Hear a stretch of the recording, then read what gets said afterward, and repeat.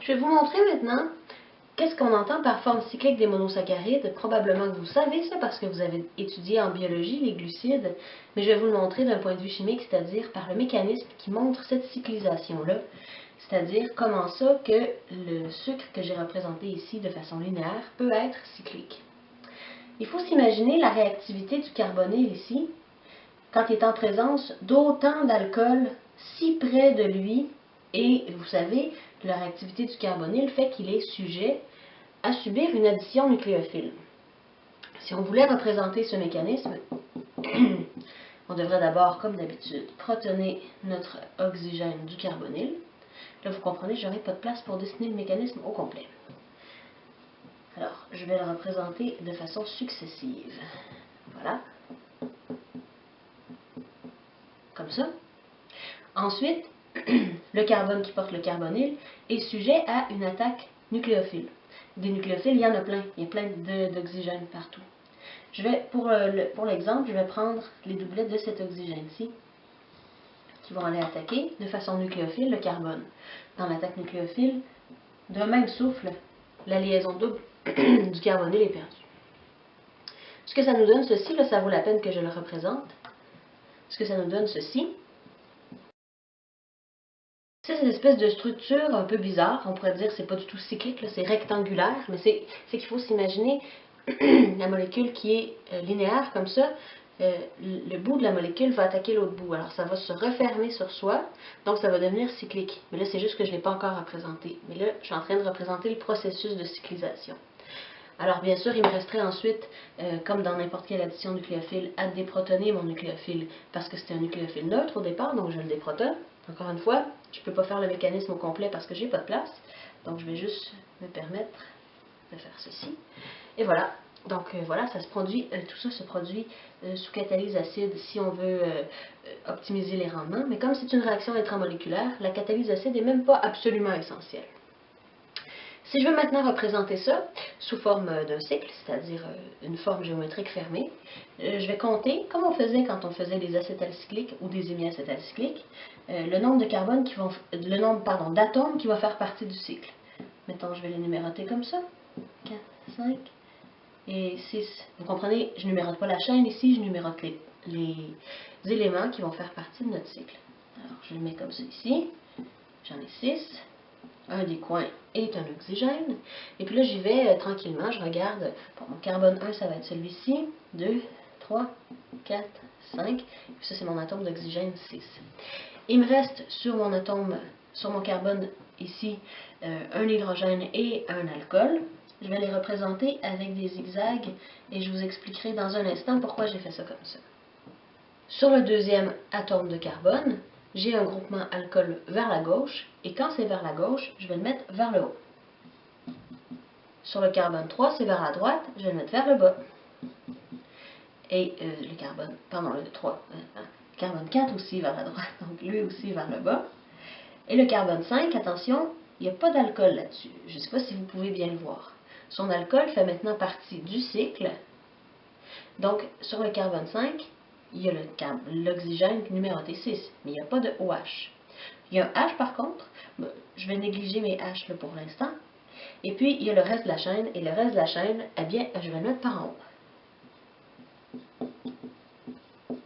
Vous comprenez bien ici que j'utilise tout un paquet de conventions pour représenter des molécules sous forme cyclique. Je vais vous résumer ces conventions-là.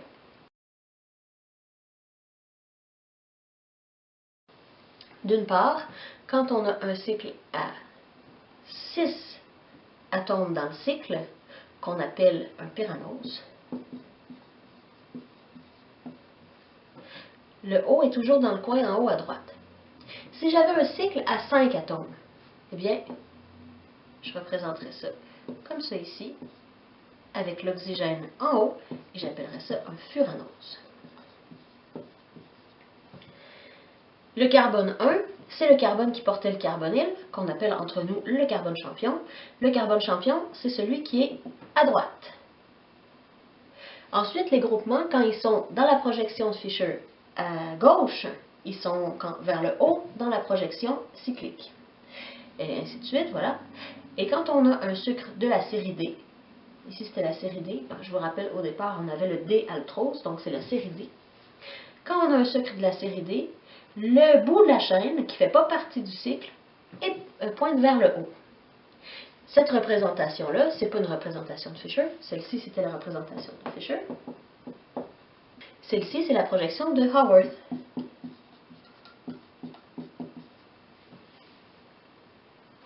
La projection de Fisher et la projection de Haworth sont deux projections utilisées pour représenter des monosaccharides linéaires pour Fisher et cycliques pour Haworth. Et maintenant, il reste à expliquer pourquoi est-ce que j'ai représenté la configuration autour du carbone 1 comme si ce n'était pas déterminé, c'est-à-dire comme si le H et le OH pouvaient être intervertis en haut ou en bas. Eh bien, c'est parce que c'est le cas, effectivement, le OH ici peut être en haut ou en bas. Tous les autres qui sont pointés vers le haut ou vers le bas sont des carbones qui étaient déjà asymétriques dans la forme linéaire. Le carbone 1, par contre, qui était le carbone du carbonyle, n'était pas asymétrique. Il devient asymétrique quand on le cyclise. Donc, c'est pas sûr de quel côté le OH va être quand la molécule va se refermer. C'est-à-dire, est-ce que ça va se refermer comme ça, ou au contraire, ça va se refermer comme ça. Vous comprenez le concept? Donc, c'est possible que la configuration autour du carbone 1 soit vers le haut ou vers le bas pour l'alcool. Le carbone qui devient asymétrique dans la forme cyclique, le carbone qui était le carbone du carbonyle, on l'appelle pour les monosaccharides le carbone anomère. Celui qui était le carbonyle dans la forme linéaire. Étant donné que c'est le carbone anomère et qui peut être soit avec le OH vers le haut ou vers le OH vers le bas, ça va amener à la présence de deux isomères, qu'on appelle en réalité des anomères, pour chacun des sucres qui va se cycliser. On pourra avoir l'anomère dont le OH pointe vers le haut et l'anomère qui pointe vers le bas. On les appelle simplement les anomères. Alors, il peut y avoir un anomère alpha ou un anomère bêta. C'est une forme particulière d'isomérie parce que les sucres, en réalité, ouvrent et ferment continuellement. En fait, ils ouvrent et ils ferment, enfin, continuellement. L'anomère alpha a son OH en bas, sur le carbone anomère. Et l'anomère bêta, son OH est en haut. C'est comme ça qu'on les distingue. Si on représente un monosaccharide cyclique de cette façon-là, avec le zigzag, c'est pour dire qu'on ne peut pas préciser de quel anomère il s'agit. Donc, ça pourrait être un mélange de ces deux isomères-là. La relation d'isomérie entre l'anomère alpha et l'anomère bêta, bien sûr, puisqu'on change la position d'une seule paire de groupements autour d'un seul carbone, c'est une relation de diastéréoisomérie. Ça reste par contre le même sucre parce que lorsqu'il est en forme linéaire, ça revient à un carbone non asymétrique et c'est dans la forme linéaire qu'on détermine les nombres. Donc l'anomère alpha du D-altrose existe et l'anomère bêta du D-altrose existe aussi et ce sont des diastéréoisomères du même monosaccharide.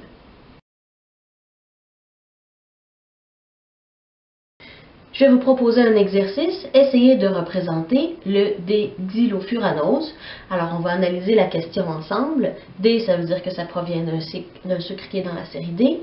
Xylo, c'est l'abréviation, en fait, c'est le début du mot xylose, qui est le nom d'un monosaccharide, dont vous allez trouver la structure à la page 74, non pas du tout, 419. À la page 419, mais je vais vous le donner si vous n'avez pas votre manuel sous les yeux.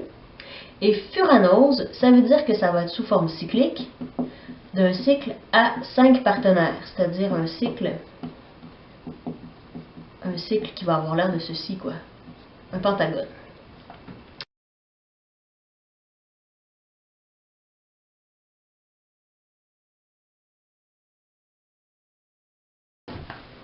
Alors, la solution, je dois me faire un cycle à 5 partenaires qui va inclure le carbone anomère, qui est le carbone champion, 3, 4 et 5, et bien là, il faut que j'aille chercher mon oxygène sur le 5e atome, bien sûr. Ça va me donner, comme je l'avais dessiné ici, un cycle furanosique. Le carbone 1, mon carbone anomère, je n'ai pas précisé si j'avais l'anomère alpha ou l'anomère bêta, donc je vais écrire H et OH, comme ceci. Mon carbone 2, le groupement OH est à droite, donc le OH est en bas, ici en haut.